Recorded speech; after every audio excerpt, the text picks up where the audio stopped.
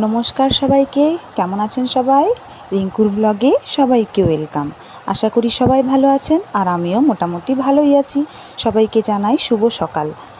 আর সকালবেলায় উঠেই সব কিছু কাজ করার আগেই আমি শুরু করে দিয়েছি সব কিছু ছেলেকে রেডি করে স্কুলে পাঠানোর কাজটা।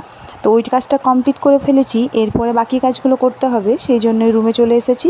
ওর পাপা গেছে রিশুকে স্কুলে দিতে, তো ও দিয়ে আসুক ততক্ষণ আমি কাজগুলো শুরু করে নিয়েছি। আজ আবার আমার ডিউটিও আছে, তাই একদম সকালে উঠেছি, অনেকটা কাজ এগিয়ে নিয়েছি, আবার অনেকটা বাকিই আছে।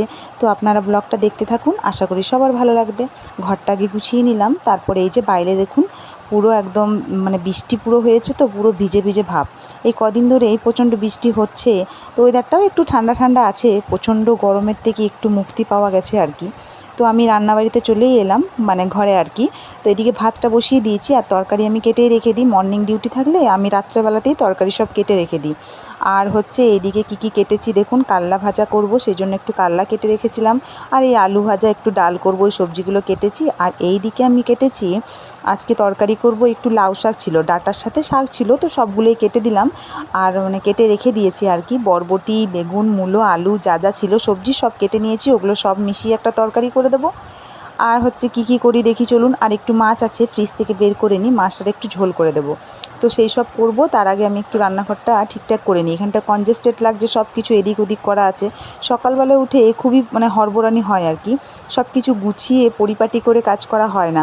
একটা টাইম মেনটেন করতে হয়, এই যে ডিউটি যাওয়ার সময় হয়ে গেল, এই আমি কিছু করতে পারবো না, ওরকম মনে হয়। তাই হড়বড় করতে করতে এদিক ওদিক হয়ে যায় আর কি। তো সকালবেলাতেই উঠে সেই জন্য আমি আগে সব কিছু মোছামুছি করে নিয়েছি, তারপরে হচ্ছে ভাতটা বসিয়ে দিয়েছি। এদিকে দুটো বোতল ফাঁকা হয়ে গেছে, আমি ভাবলাম এই দুটো বোতল একটু ভরে নিই, আর তারপরে আমি তরকারিটা বসাবো।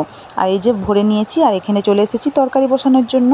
তরকারি বসানোর জন্য আমি একটু সামান্য তেল দিয়ে দিলাম, আর এই তরকারিটা পুরোটাই বসিয়ে দেবো মাখাচাকা করে, একটু সর্ষে পোস্ত দিয়ে বা একটু মশলা দিয়ে, যাই হাতের সামনে সর্ষে পোস্তটা বাটা আছে মনে হয়, তো আমি ওটা দিয়েই করে দেবো ভাবছি। আর আদা রসুনের পেস্ট আছে, দেখা যাক। আজকে ভাবছি আদা রসুনের পেস্ট দিয়েই করব।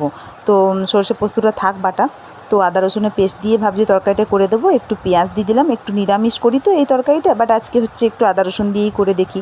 সব দিন তো একই রকম খেতে ভালো লাগে না, মুখটা একটু পাল্টালে মনে হয় যেন ভালো লাগে, তো সেই জন্য ওইভাবেই করছি। পেঁয়াজগুলো ভাজতে দিয়ে দিলাম, বাকি সব সবজি দিয়ে দেবো একে একে, তারপরে একটু আদা রসুনের পেস্ট দিয়ে পরে একটু মাখাচাকা করে একদম ঝালঝাল করে একটা তরকারি বানাবো। খেতেও খুব ভালো লাগে। আর আজকে বিশেষ তরকারি বানাচ্ছি না, একটাই সব রকম মিশিয়ে বানিয়ে দিচ্ছি, তাই জন্য একটু ঝালঝাল হলে বেশ ভালো লাগে, তাই জন্য আমি ওরকমই বানাবো ভাবছি। আর ছেলেকে স্কুলে দিয়ে এসে পরে রিশুর পাপা চলে আসবে, তারপরে আমি ডিউটি যাব। যতক্ষণ পারি ততক্ষণ সব কাজগুলো করে নিই। কোনো দিন হয় সব কাজ কমপ্লিট না করে ফেললেও হয়তো বাকি রান্নাবান্না সব কিছু কমপ্লিট করতেই হবে, যেহেতু আমাকেই রান্না করতে হবে। বাকি হয়তো একটা দুটো কাজ থাকলে হাজব্যান্ড আমাকে সাহায্য করে দেয়, যখন ঘরে থাকে অবশ্যই সাহায্য করে দেয়, অনেক কিছুই হেল্প করে দেয়। একা হয়তো আমি সব কিছু পারতাম না। তো যাই হোক, রান্নাবান্নাটা কিন্তু আমাকে একাই করতে হয়, সেসব কিন্তু কেউ পারে না। তো আমাকেই করতে হয়, হাজব্যান্ড পারে না বলে।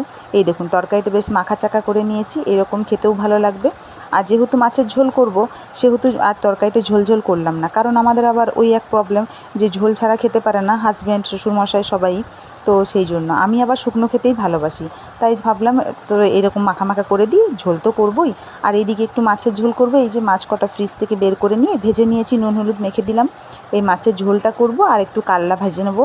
কাল্লাগুলো এদিকে ভাজতে দিয়ে দিয়েছি, দুটো কড়াই একসঙ্গে করে নিয়েছি। আমি সাধারণত এরকমই করি, কারণ হচ্ছে ডিউটি থাকলে একদম টাইমে করতে হয় বলে আমি এইদিকে দুটো কড়াই ইন্ডাকশানে ভাত ওরকম করেই কমপ্লিট করে 7টার সময় ডিউটি যেতে হয় বা 8টার সময় ডিউটি যেতে হয়, সেরকম আর কি থাকলে মুশকিল হয় খুব ওইটুকু টাইমের মধ্যে সব কিছু করে ওঠাটা।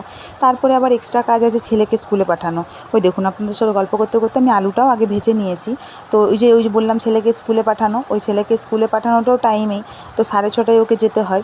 তো যাই হোক, আমি ডিউটি থেকে চলে এসে, এটা হচ্ছে বিকালের ভিডিও, সে 4:30-5টে বাজে। সকাল ছেলে ওই যে ঘাসগুলো তুলে পরে কী সুন্দর একটা জিনিস বানায় ওকে, তাই জন্য আপনাদের সাথে ভাবলাম শেয়ার করি। আমি ছোট ভিডিওতে দিয়েছি, তো বড় ভিডিওতেও ভাবলাম একবার দেখিয়ে নিই আপনাদেরকে। দেখুন কী সুন্দর বানিয়েছে।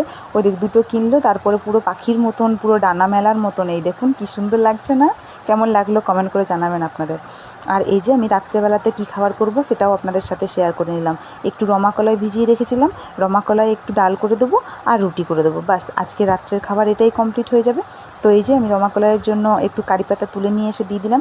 কারি পাতাটা দিলে একটু স্মেলটা ভালো হয়, খেতেও ভালো লাগে, আর আমাদের সবাই খুব ভালোবাসে খেতে, তো ওই জন্য দিয়ে দিলাম। আর হচ্ছে টমেটো একটু দিয়ে দিয়েছি, বাস তাহলেই হয়ে যাবে। এরপর আমি রমা কলাইটা সেদ্ধ করে রেখেছিলাম কুকারে, তো ওই কুকারে সেদ্ধ করে একটু গরম ছিল, ওই যে সেদ্ধ হয়েই গেছে, একদম সেদ্ধ হয়ে গেছে। আমি ভাবলাম নামিয়ে দেখে নিই সেদ্ধ হয়ে গেছে কিনা, খুব সুন্দর সেদ্ধ হয়ে গেছে।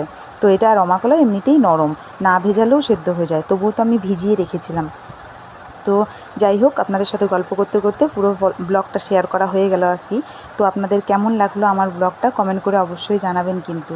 আর হচ্ছে সকলকে হচ্ছে জানাই গুড নাইট, আমার সকাল থেকে রাত পর্যন্ত ব্লগ কেমন লাগলো। তো বাই বাই সবাইকে, টাটা। এই যে আমার রান্নাবান্না কমপ্লিট হয়েই গেল। তো তরকারিটা কেমন হয়েছে কমেন্ট করে জানাবেন। খেতে কিন্তু খুবই সুন্দর হয়েছিল। রমা কলাই বিশেষ কিছু মশলা দিই না আমি আর কি, কারি পাতাটা দিয়েছি, এটাতেই সুন্দর স্মেল। তো এই যে রুটিও কমপ্লিট হয়ে গেছে আর তরকারিও। তো সবাইকে বাই বাই, গুড নাইট, সবাই ভালো থাকবেন, সুস্থ থাকবেন। আবার পরে আমার দেখা হবে নতুন একটি ব্লগ নিয়ে। ততক্ষণের জন্য সবাই সুস্থ থাকুন, ভালো থাকুন আর হ্যাপি থাকুন। তো বাই বাই সবাইকে, পরে আবার দেখা হবে নতুন একটি ব্লগ নিয়ে। আর এই দেখুন আমার আটা করা হয়ে গেছে, গরম গরম রুটি করবো আর খাবো।